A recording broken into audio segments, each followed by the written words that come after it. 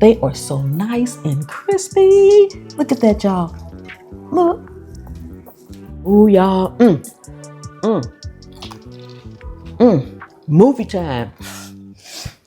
I love home fries, but sometimes they can be a bit much when you have to cook them twice, double fry them. Sometimes you have to soak them. Sometimes you have to pre-boil them or pre-cook them in some form or fashion just so they'll come out nice and crispy. So my go-to alternative are these extra crispy shoestring potatoes. None of that extra stuff. And they're quick and easy. I'm going to bring you guys up closer so we can get started. First thing you need to do, though, is get that potato peeled.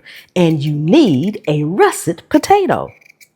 Okay, so the best way to do this is to use a mandolin on the julienne setting. If you don't, you can use a knife. Just take your time and make sure you cut them nice and thin. And when you cut them, you want them to go directly into a cold bowl of water like I'm doing right here, right now. If you do use a mandolin, make sure you use your safety gloves so you won't cut yourself like I have done in the past. And be careful.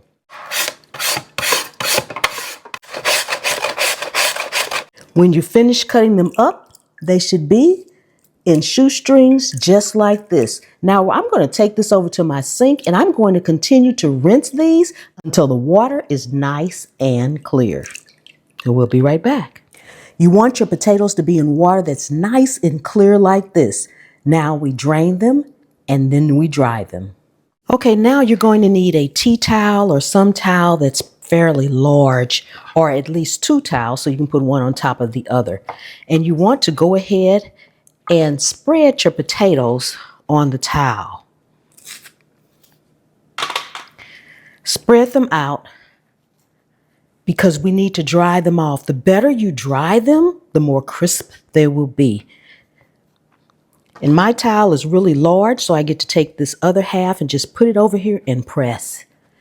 While we are doing this, go ahead and heat your oil up. I am using some peanut oil, but if you can't use peanut oil, you're allergic to peanuts or something like that, you can use vegetable oil or whatever oil you want to use to fry in. But you're going to need about 2 cups of it. So you're going to need quite a bit of it because we're going to put these in here, and make sure that you use a deep pot. I'm using a Dutch oven so that as you put your potatoes in there, they're going to bubble up some, and you want to give it that head space, that headroom to do just that. So I'm going to continue to dry these off, and I will meet you guys at the stove. Okay, so you want to make sure that your oil is heated up to 350 degrees Fahrenheit. Be very careful when you put your potatoes in there. You can use your hands as I am getting ready to do, or you can use some tongs, or you can use a spider spatula to put them in, or a slotted spoon to put them in, because once you put these fries in there, because they are still damp, it's going to bubble up. And you want to put a few in at a time and try to get a single layer. That means you need to work in batches. So just put a few in slowly. Don't drop them in. It's going to splatter, and I don't want anybody getting hurt. So put them in very easy, or use tongs or something like that. So we're going to go ahead and start getting these fried up. And they only need to cook maybe about 1.5 minutes, 2 minutes max. You want to take them out when they are lightly golden brown, because they will get dark as they sit. So make sure you don't overcook them. That's going to be enough for right now. And you want to go in and just kind of move them around a little bit a few times. And just let them cook. Make sure you have a dish or something lined with paper towels to put them on when they come out.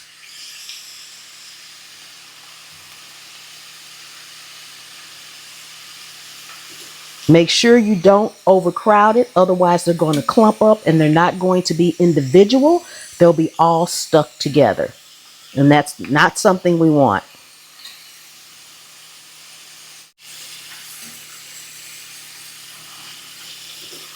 Okay, these are ready to come out. This is what you want. Nice and golden brown, light golden brown, just like that. Put them on paper towels. And then give it maybe about 30 seconds for your oil to come back up to that 350-degree Fahrenheit before you put your next batch in. And if you want to use a thermometer, that's fine. Go right ahead. That's a good idea. Just give it about 30 seconds. Bring it up to temp. Probably by the time you put them on there on your paper towel and get ready to put some more in, it'll be back up to temp. I'm going to put these on in.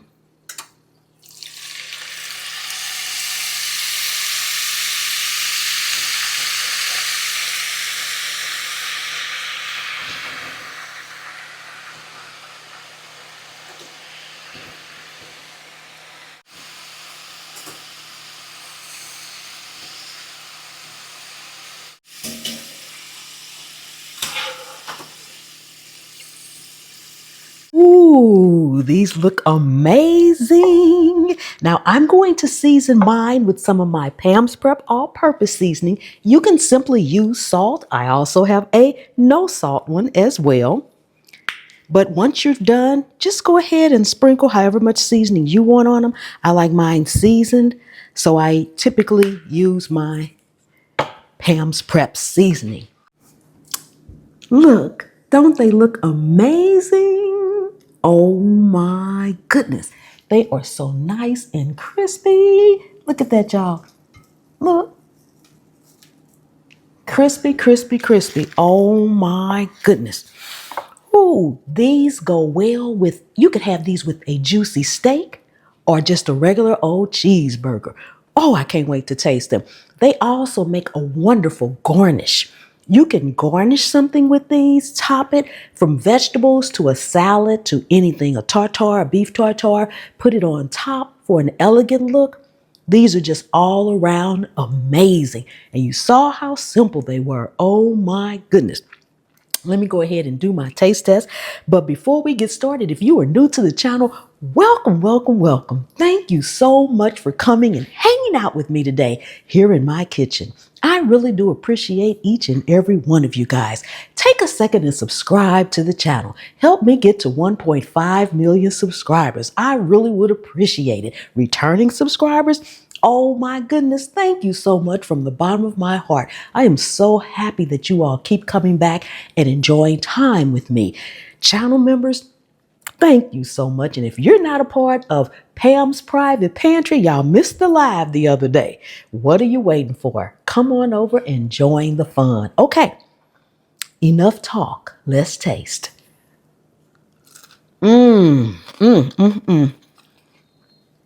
Nobody getting any of these. I'm eating them all. Oh,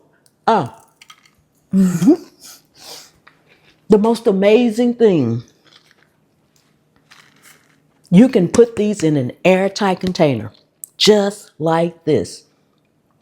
Dump them in, put them in the refrigerator. They heat up well, even in the microwave. They don't get soggy. They will stay crispy for about a week almost, like maybe 4 to 5 days. They will stay crispy, unlike your traditional French fries that you make homemade.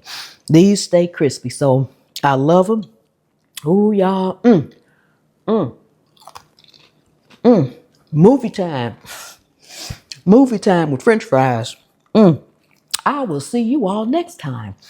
The good Lord willing and the creek don't rise. Bye-bye.